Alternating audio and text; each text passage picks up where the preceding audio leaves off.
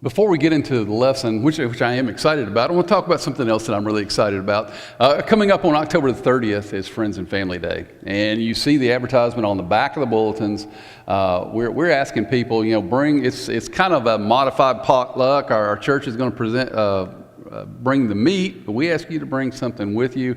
The thing we ask you to bring with you, more important than any food, is please bring a friend with you. Bring a friend to introduce to the church family here at Clear Creek. We hope that you'll find someone that you want to share your religious experience with anytime, but especially on October 30th. I know that I always look forward to that morning, but I have to be honest, I look forward to the evening even more, where we go out and we sing, we have a Devo, and then we get to watch a movie, out in the cold air, and there's just something that's fallish about that, and I just love the fall. So I hope that you'll invite a friend on October 30th. It's going to be a great time, and we're going to talk about family that day on Friends and Family Day. This is the second part of a three-part series called Risen. It's about resurrection, and today's topic is Fear's funeral. The reality is that things die in our lives all the time. Relationships die, marriages die. Dreams die. A lot of things in our life die. And death with it carries this sense of finality. And for most people, especially those who aren't Christians, death brings with it this sudden end. It's the end to the story. It's the period at the end of the story. But the gospel changes all that. The gospel overwhelms the power of death, and what it does is it transforms it into something that's temporary and fleeting. And the gospel makes it okay to hope again. And nowhere is hope found more prevalently than in stories about the resurrection, the stories that we're going to share. The resurrection is the way the gospel tells us that death gives way to life. And that hopelessness ends up being crushed under the weightiness of hope. And so in these stories, we find incredible power. And within all three of these stories, you're going to find there's a common theme that resonates throughout the story. Last week, the common theme was that faith is not the absence of doubt, but it is obedience in the midst of doubt. And with that kind of faith comes great blessing. This week, we're going to talk about how fear plays into the relationship that we have with God, and the relationship we have with ourselves, and the relationship that we have with others. Sometimes fear can have a paralyzing impact on our relationship with God. What happens is fear brings distortion to our lives. It distorts how we see God. It distorts how we see ourselves. Fear can distort how we see others. And as a matter of fact, fear is one of those amazing emotions, those amazing happenings that takes place in our life that takes us out of our norm. Ordinarily, when we're experiencing fear, we'll end up doing things that we wouldn't ordinarily do. We'll function in ways that are totally out of character for us. I know in my own life, I've probably shared this with you before, that most people, when you're suddenly shocked and you're undergoing fear, you have two responses. You have flight, which is to run away, or fight, which is to stand and attack. And the interesting thing is most people that know me well know that I despise conflict. I do not like conflict of any kind, and if I see conflict coming, I'm going to avoid conflict at all costs. I'm not a violent person, although people look at me and get intimidated. There's no reason to be, because I'm just not that kind of guy. However, when I'm faced with this, I do not run. I attack, because fear takes me completely out of character. And I think it works the same way with God. Sometimes in our relationship with God, we have these fears in this relationship. And what happens is that it paralyzes us, and the impact is negative in our lives. So this morning, what I want to do is I want to take this story in Mark chapter 5. It's a story that I preached on in the spring, but this is a little bit different twist. So you may remember some of it, you may not, I don't know. I'm such a good teacher, you probably don't remember it at all, okay? But anyway, the story in Mark chapter 5, I want to talk about 3 common fears that we have that impact our relationship with God. And then let's discuss how those fears are answered through this story. The first fear I want to talk about is this, is that many people fear that somehow they're just not good enough to receive God's best in their life.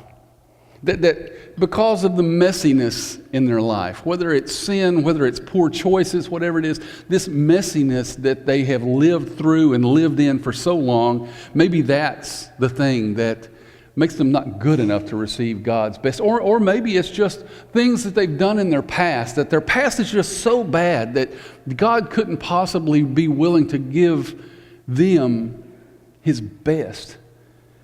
For some people, it might be your family of origin. There are some people say, I grew up on the wrong side of the tracks and I'm poor and my family is like this and we've just done so many things we just can't seem to get to the point where I think that maybe I'm just good enough that God will listen to my heart.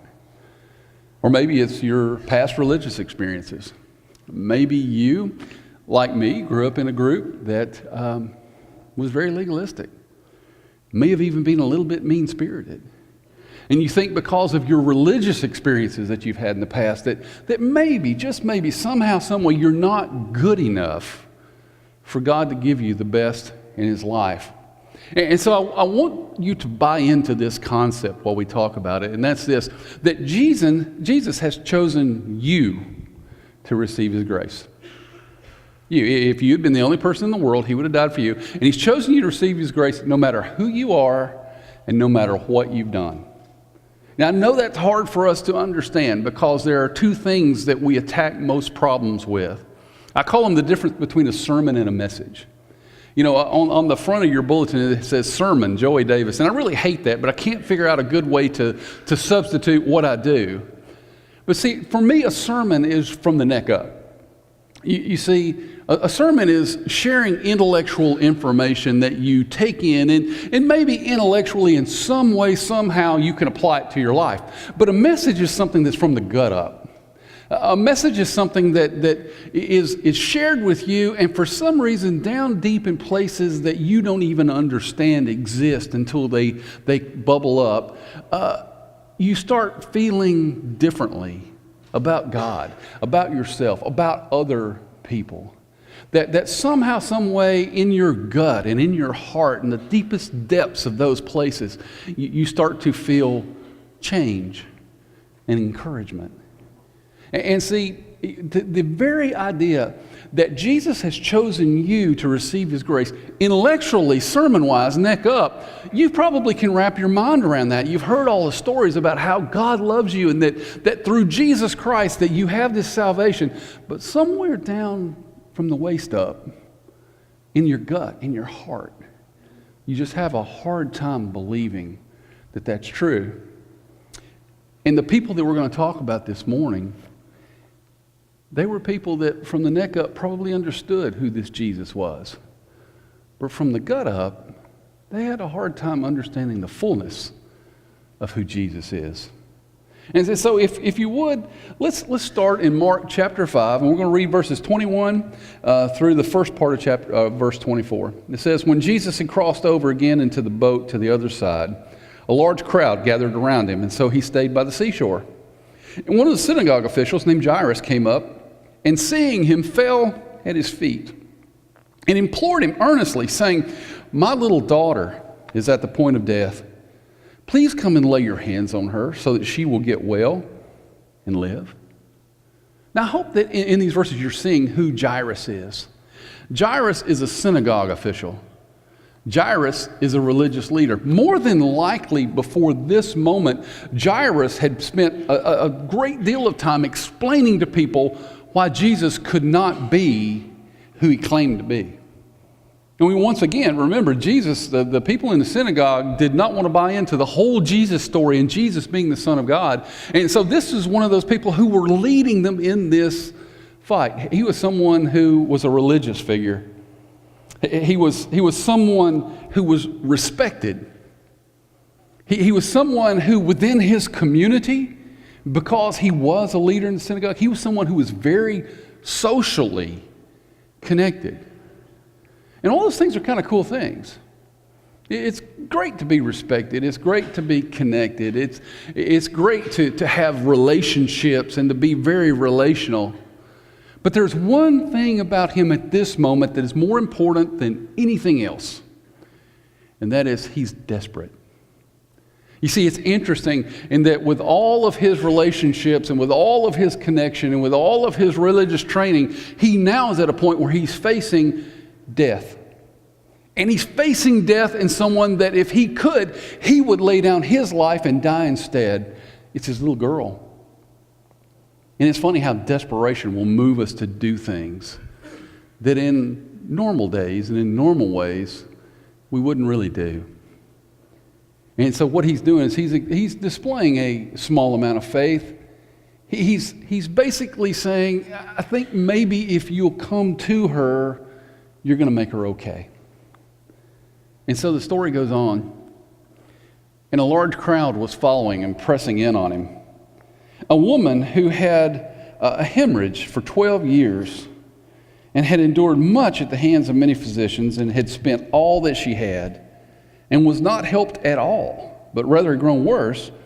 After hearing about Jesus, she came up in the crowd behind him and touched his cloak. For she thought, if I touch his garment, I'll get well. And immediately her flow of blood was dried up, and she felt in her body that she was healed of her affliction. I want you to see what's happening. Jesus gets out of a boat, and there's this mass of people. Crowds just seem to show up where Jesus is. I've got a saying, people just love a crowd. If there's a crowd, people will show up. If there's no crowd, no one shows up at all. And when Jesus shows up, there's this crowd, and this one person, the most respected person in the crowd, says, please help me. And so he says, okay, well, let's go. And they start moving, and the whole mass of humanity is moving with him. And there's this one little woman. To describe who she is, for 12 years, she had this bleeding, this issue of blood. And most people that would translate this would tell you that it was a feminine issue. That's as delicately as I can put it. And what they don't understand is that because of this, she was considered by her religion to be unclean. And what that really meant was for 12 years, this woman was not allowed to worship. For 12 years of her life, this woman was considered cursed by the very people who should love her. And she was sick and tired of trying to find a cure. She was sick and tired of being sick and tired. She had spent all the money that she had. And this was her Hail Mary. And so she was willing to do something that in her culture and amongst her people was considered taboo. You see, not only was she considered unclean, she wasn't really even supposed to be a part of this crowd, but she walked up and she touched a man and she touched a rabbi. Because the crowd believed Jesus to be this rabbi, to be this teacher. And so this woman, despite not being able to worship for 12 years, had heard of this Jesus. And all the God that she had seen was no God at all because she had been an outcast. And it was this one last hope. It was her Hail Mary. And she's not a great person of faith. It's not like she wants to have a conversation with him. It's not like she wants anybody's attention. What she really wants is she wants to sneak up and get a snatch and grab miracle. To just touch his garment. If I can just touch him, then maybe, just maybe, I'm going to be okay. But what she gets is something that's much different. Actually, there are two great gifts in this. She gets the gift of conversation, and Jairus gets the gift of deeper faith. As the story goes on, immediately Jesus, perceiving that the power proceeding from him had gone forth, turned around in the crowd and said, Who touched my garments? And I love the response of his disciples. As his disciples said to him, you see the crowd pressing in on you and you say, who touched me? He looked around to see this woman who had done this. Listen to this carefully. But the woman, fearing and trembling, aware of what had happened, came and fell down before him and told him the whole truth.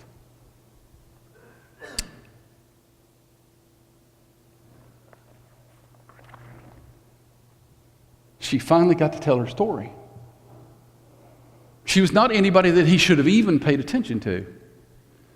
She really didn't want the attention. But when the attention came to her, she fell down in front of him and she did something incredibly courageous. She told the whole story. She told about 12 years of not getting to go to the synagogue. Of 12 years, while all of her family and all of her friends would go and they would meet together and they would worship God, she could not be a part of that. She told him about the feeling of being an outcast and how her brokenness and this disease, that she didn't even understand why it had happened. She told how that felt. She told him the whole truth of not just what it meant to be an outcast, but how it felt to be broken around people who were whole. She probably told him about her depression, probably about her anxiety. But whatever she told him, it was her story. And it was raw. And it was honest. And it was received. As the story goes on, Jesus says this. He said to her daughter, he didn't say, I made you well. Your faith has made you well. Go in peace and be healed of your affliction. Her healing was more than just physical. Her faith had made her well in so many ways, and you think, well, there really wasn't a lot of faith, and we're going to talk about that in just a minute. But her faith didn't just make her well physically, it made her well emotionally. It made her well socially. It made her well spiritually. For in the depths of her heart, this small amount of faith she had taught her, yeah, God's real. Yeah, God does care. Even about people like me. People who are unclean. People who are just not good enough. Maybe people who are just not good enough really can receive God's best.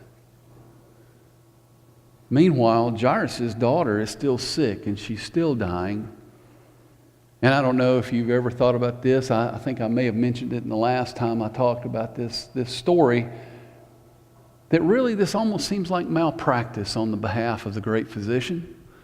That if you were at an ER and you had one person in one room who was dying and they were critical and they were about to pass away, and you had another person in another room that probably had something that they could have lived with for weeks and still not bothered them, other than just being sick, and he chose the sick person rather than the dying person, you'd think that wouldn't make any sense.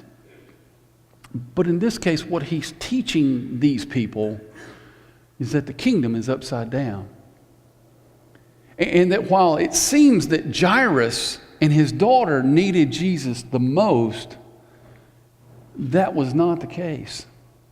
That the person here that needed him the most was this woman, and that Jesus has this amazing way of gravitating to people who need him most. I love what Paul says in 1 Corinthians chapter 1, verses 27 through 29. He says, but God has chosen the foolish things of the world to shame the wise, and God has chosen the weak things of the world to shame the things which are strong. And the base things of the world, and the despised God has chosen these things, or the things that are not, so that he may nullify the things that are, and look, so that no man may boast before God. Well, you look at the comparison of these two people. We've got Jairus. He was a man. He was a religious figure who had been worshiping completely. He was someone who was socially connected. And then you flip over to this woman, a woman who was a widow, which made her lower in status. She was someone who couldn't worship because she was not allowed to, and she was considered an outcast. She needed him most. And when we think that, you know what, maybe I'm not good enough to receive God's best in my life, I got good news for you. You're just in the right spot. Because that's who God gravitates to. He showed us through his Son those people who think they might not be good enough. Those are the people that he will heal of their brokenness. We go on to the second question that I think is an important question as well. And many of you may feel this way. You know, it's one thing to say I'm not good enough for God to give me his best. It's another thing to fear that maybe my life, my sin, my brokenness, maybe it's just too complicated. Maybe things are just way too tangled up. Maybe things are just way too messed up for God to ever unravel all of this and make it right again. A lot of people feel like they're just a lost cause. They've made too many bad decisions, and they've made too many bad decisions for so long that their life is in such a ball of a mess that God can't act. And I want to let you know that the resurrection answers that, because if God can conquer death, he can move any mountain that you may be facing. If God can conquer this final thing, this period at the end of life, if he can do that, he can deal with any complication that you have. You see, the finality is the ultimate enemy. If God can beat that finality, he can beat anything. The story goes on. In verse 35 and 36, we read this. It says, "And while he was still speaking, they came from the house of the synagogue official, saying, 'Your daughter has died. Why trouble the teacher anymore?' But Jesus, overhearing what had been spoken, said to the synagogue official, 'Do not be afraid any longer. Only believe.'" There was a conflict here with Jairus. You see, Jairus believed that maybe, just maybe, God could heal a sick girl. But Jairus did not believe that maybe, just maybe, he could raise a dead girl. Death was final. It was the end of the story. And it's kind of interesting because Jairus was someone who probably had read and taught the story that we talked about last week, about how Elijah went into the house of this widow, and the widow's son dies and he's raised from the dead. And he may have even talked about the Shunammite son in 2 Kings, and how that story is a story of resurrection, that God has this resurrecting power, and that same power works in those who believe in him today. He probably had told all these things, but now that was neck up. This is his daughter. It's gut up. What did he really believe? Well, what he really believed is that Jesus might be able to help a sick girl, but there was no way he was going to help a dead girl. And imagine how Jairus was feeling. Jesus had stopped and taken some time with someone rather than rushing immediately to his house. Can you imagine him being angry? Can you imagine the resentment? Can you imagine all of that boiling up within him? And then to hear the words, "Your daughter has died." Can you imagine how he felt? But Jesus says, "Trust me." Oh, you trusted me with her illness. Now trust me with her death. And the story goes on. I love this part of the story. It says, "They came to the house of the synagogue official, and he saw a commotion, the people loudly weeping and wailing." And by the way, they would hire people to do that during this time.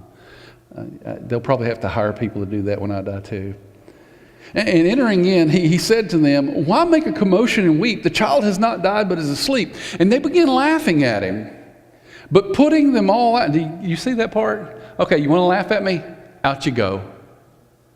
And putting them all out, he took along the child's father and mother and his own companions, and he entered the room where the child was.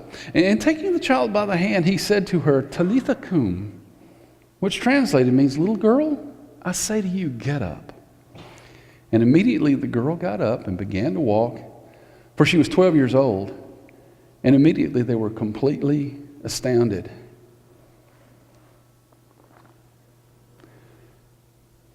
So he walks. Jairus is resentful. They go to the house. There's weeping, there's wailing, there's crying. And he says, she's just asleep. That's what death is to God. When you have power over life, death is just a sleep. Because the resurrection says that we're going to wake up. And so what he does is he takes all the doubters and he pushes them outside and he says, Father, mother, disciples, come with me. And he walks up into a room. And he speaks to this little girl. And I love this part. He says, Talitha cum. The word Talitha, it means little girl, but it means more than that. It's a term of endearment. It's like saying, baby, sweetheart, honey, get up. If it were my daughter, it would be, pumpkin, it's time to get up. The tenderness and the care is precious in this moment. Can you imagine being a father watching the master of the universe treat your child with that kind of intimacy? Sweetheart, it's time to get up. And then to see it happen. What is lost on most people is not lost on me. This little girl was born when the older woman's disease began. She'd been sick for 12 years. This girl had been alive for 12. And whether he was sick for 12 years or you had died after 12 years, it doesn't matter to God. Because there is no tangle that he can't untangle. That same voice that said, sweetheart, it's time to get up.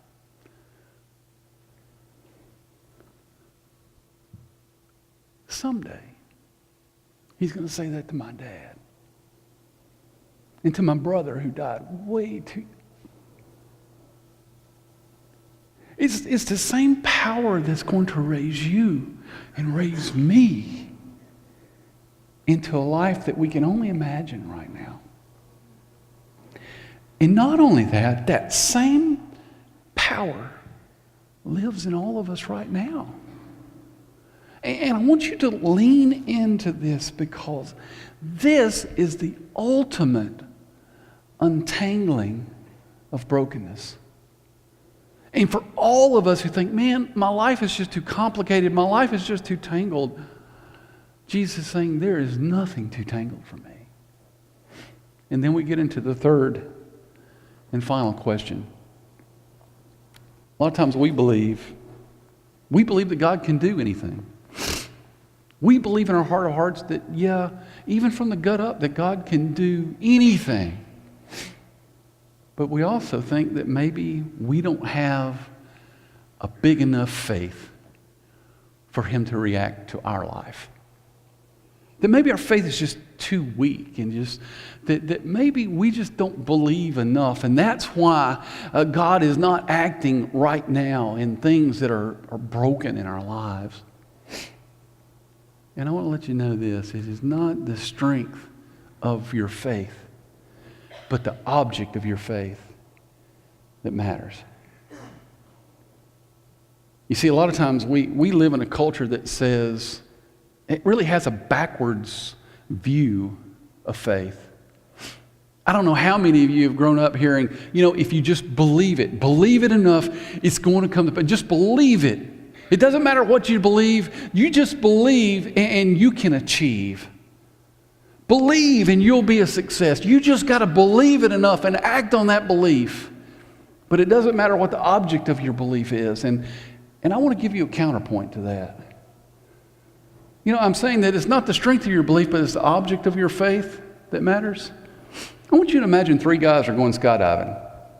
Okay? And they get up there in the plane, and as you know, first-time skydivers always have an instructor on their back, and they've got the parachute on the back of the instructor. And so you get up there, and you get to the jumping-off point, whatever that means. I don't even know what that's really called, because I'm not about to jump out of an operational airplane. But you get up there, and the first guy is going out of his mind. He's terrified. Last night, after several 12-ounce curls, it seemed like a good idea, but now he realizes he's got a lot to live for. And so he gets over to the edge, and he's screaming. He's thinking, I don't want to do this. I don't want to do this. And he's almost ready to back out. But somehow, some way, he takes that step, and out of the plane they go. And he starts screaming all the way down, yelling things that you probably wouldn't say in normal conversation. The chute opens. And by the time he gets to the ground, he's crying like a little girl. And there's a second guy. His feeling is like, this seems like a good thing to do. It seemed like a better idea before than it does now, but, I could take it or leave it. But, since I'm here, I don't want these guys to make fun of me. The first guy went, and he's not aware that he's crying like a little girl, so he goes to the side, and it's like, well, okay, I guess I can do this. And out he goes. The same experience. He gets to the ground safely. The third guy is stoked. He is excited. He has been talking about doing this for a year. He just could not wait to do this. He gets up there, the instructor's on his back. He's asking a million questions, and they jump out of the plane, and he tells the instructor, wait till the very last minute before you pull the ripcord, because I want to fall as long as I can. So he does. He waits till the last minute. They pull the ripcord, and they make it to the ground. And all the way down, he's yelling, he's screaming, he's happy, and he's joyous. You know what? They all made it to the ground, didn't they? They all had the same experience. They all free fell. They all had a parachute. They all had an instructor. They all became safe. Because all they needed was just enough faith to jump. And they all had that. Now, if we take it to the opposite side of that and say that it's the strength of your faith versus the object of your faith, let's say there's a fourth guy.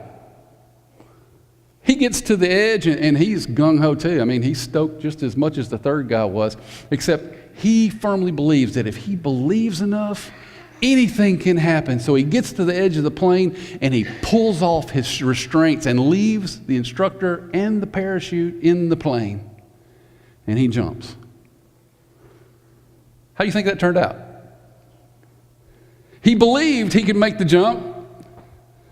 The problem was there was no object to his faith other than himself. You see, we believe nothing's too big for God, but we think that, maybe our faith isn't big enough. You don't need big faith for God to act in your life. As a matter of fact, it's the object of the faith, not the size of your faith, that matters. That's why Jesus said this in Matthew 17 and verse 20. He says, because of the little is your faith, for truly I say to you, you have faith the size of a mustard seed, you will say to this mountain, move from here to there, and it will move. And nothing will be impossible for you. And what he's saying, you have a small faith. You have little faith. But that's okay. I don't know if you've ever seen a mustard seed, but if I held it in my hand, you wouldn't be able to see it. And you in the back couldn't see a pumpkin seed in my hand, and that's fine too. But I mean, if I had it in my hand, you wouldn't be able to see it. It's tiny. And what he's saying is, if you just have a little bit of faith, God can work in your life. If you just have enough faith to jump. Some of us have mountains that need moving in our life. We need to be restored. We need wholeness. We need a new life. For some of us, we need to go from shame to grace. We need to go from sorrow to joy. We spent all our life just being down, and it's time for us to feel good again. We're going from dread to expectation. We wake up every morning wondering what's going to happen to us today rather than waking up in the morning saying, what is God going to do in my life today? You know, we have bondage to freedom, and from mourning to dancing. It's just been too long for many of us since we've danced and celebrated life. And because of these things and because of this need, I want to encourage you to know it's not the size of your faith. It's just the willingness to jump. Here's what I want for our lives, all of our lives. I want to see us all live the life that God has intended for us with the power that He has intended for us. Because the same power that raises people from the dead is the power that lives in the Christian today. And because of that, we have the power to live victorious lives. And I want that for you. Just as much as I want to see you in heaven someday, I want you to live a victorious life while you're here. But we have to deal with these three fears. And we have to understand that the resurrection answers them all.